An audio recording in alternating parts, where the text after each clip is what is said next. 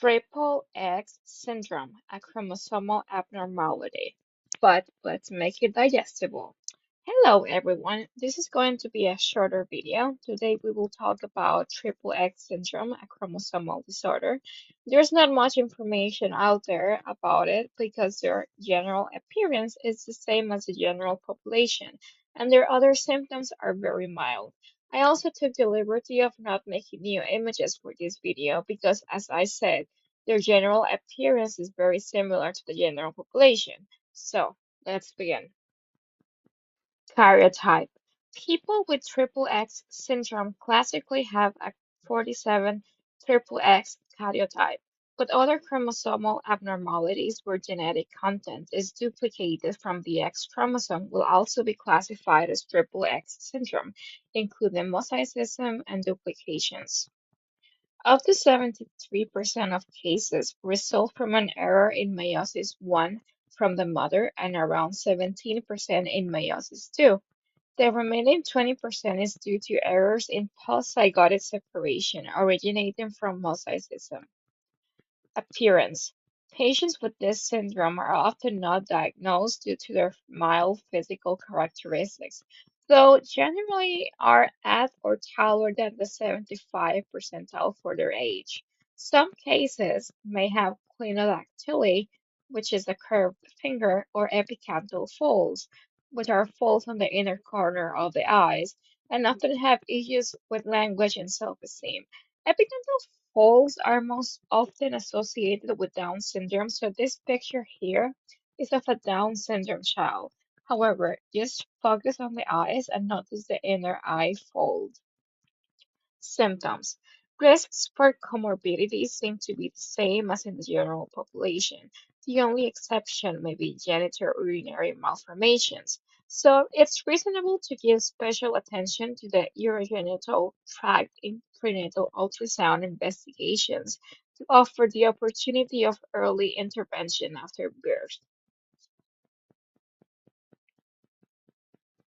People with triple X syndrome may have a lower IQ than their siblings and experience verbal impairments, which can present educational problems, usually picking jobs according to their abilities. Tall stature. Why the mild syndrome symptoms or why a syndrome at all? In healthy 46XX females, one chromosome is active while the other is inactive, meaning in 47XXX there are two inactivated chromosomes. It's good to know inactivation is specific to the X chromosome and directly results in this X-linked disorder expressing mild symptoms. Inactivated chromosomes become dark bodies in the nucleus appearing as condensed spots. So why does this cause a syndrome if the X chromosome is inactive? This is due to escape genes, or genes that are still expressed despite the chromosome being inactivated. So if the chromosome is tripled, or the area where the escape genes are is doubled on another chromosome, then we have triple X syndrome. One such gene is called the SHOX gene. When one copy is absent, it causes short stature, like in Turner syndrome. However, in other syndromes, like in triple X syndrome, where there are multiple copies of SHOX, more than the regular two, then we have increased height. It is good to wonder what effects other escape genes may have on triple X syndrome that haven't been studied yet.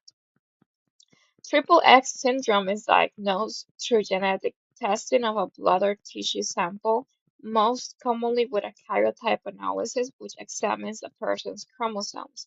This can be done after birth or, in some cases, prenatally through tests like amniocentesis, which is an amniotic fluid sample, or chorionic villus sampling, which is a placenta sampling. There is also conflicting information from my sources. Many sources allege that these patients suffer from premature ovarian failure. However, there's not enough proof, so let's just say that their fertility is similar to the average person. So I want to give a shout out to the sources. First of all, we have Family Medicine Magazine, Clinical Magazine, A patient with trisomy X associated with phenotypical dysmorphism by Maria Isabel Bueno Rubio et al.